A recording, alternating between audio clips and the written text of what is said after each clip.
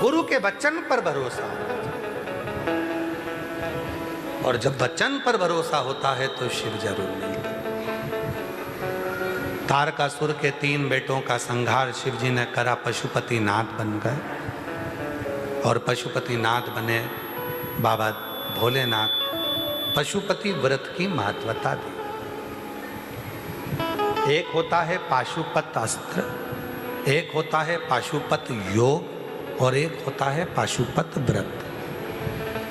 हम संसार के लोग पशुपत अस्त्र को प्राप्त नहीं कर सकते जो राम जी ने और कृष्ण जी ने प्राप्त करा था।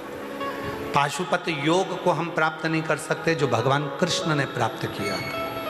तो संसार के कल्याण के लिए भगवान देव अधिदेव महादेव ने पार्वती से कहा, पार्वती जब संसार के लोग दुखी होंगे, इनके पास में ना तो पाशुपत अस्त्र होगा ना पाशुपत योग होगा, तब इनके पास में पशुपति व्रत होगा, जिस व्रत के बल पर ये संपूर्ण सुख को प्राप्त करें।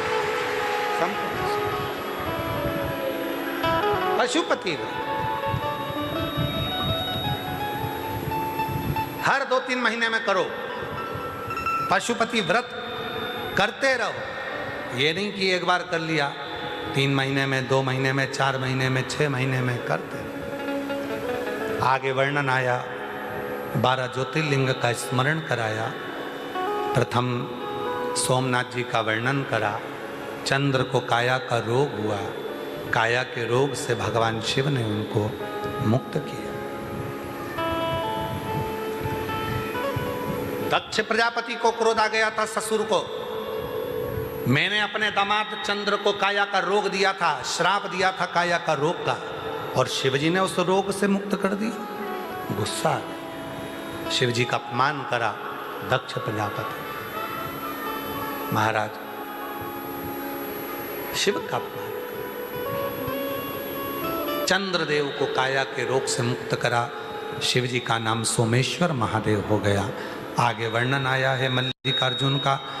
षडानन कार्तिकेय जो रुष्ट होकर गए थे, भगवान शिव और पार्वती ने जाकर उनको मनाया, और भगवान षडानन कार्तिकेय के लिए मल्लिकार्जुन बनकर विराजमान हुए। फिर वर्णन है महाकाल का।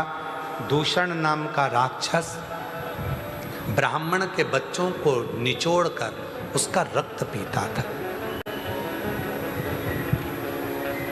शिवजी भगवान ओघड़दानी सबके विनती से उस दूषण नाम के राक्षस का काल बनकर प्रगटे, और भगवान शिव का नाम महाकाल हो गया। उस दूषण नाम के राक्षस का संहार करा। अगला वर्णन आया है, ओमकारेश्वर विंध्य नामक पर्वत ने तप कर कर भगवान शिव को प्राप्त करा। शिव ओम के नाद के रूप में विराजित हुए और वहाँ ओमकारेश्वर के रूप में बैठे। अगला वर्णन है केदारेश्वर का। नर नारायण ने तप कर कर भगवान शिव को प्राप्त करा था, शिवजी का नाम केदारेश्वर पड़ा। कुंभकर्ण की धर्म पत्नी करकटी का पुत्र भीम,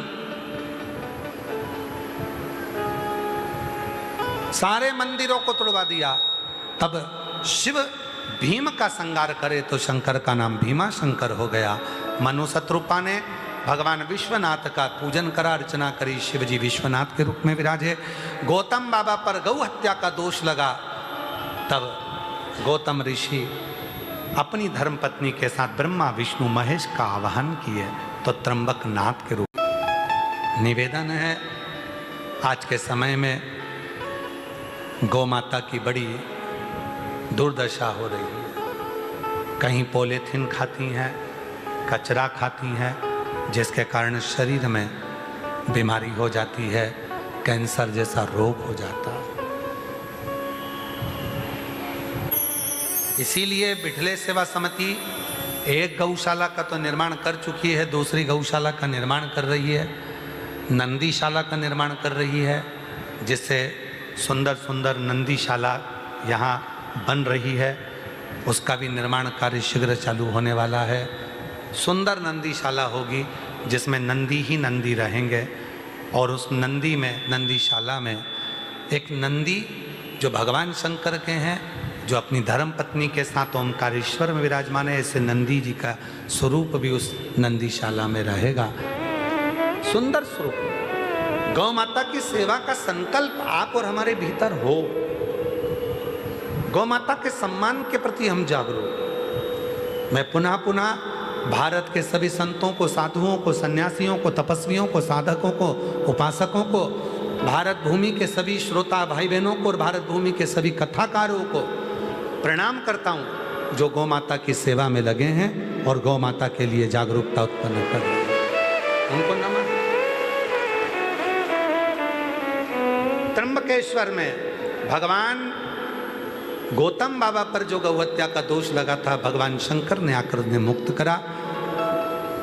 रावण को दर्शन देकर भगवान वैद्यनाथ जी के रूप में विराजमान हुए।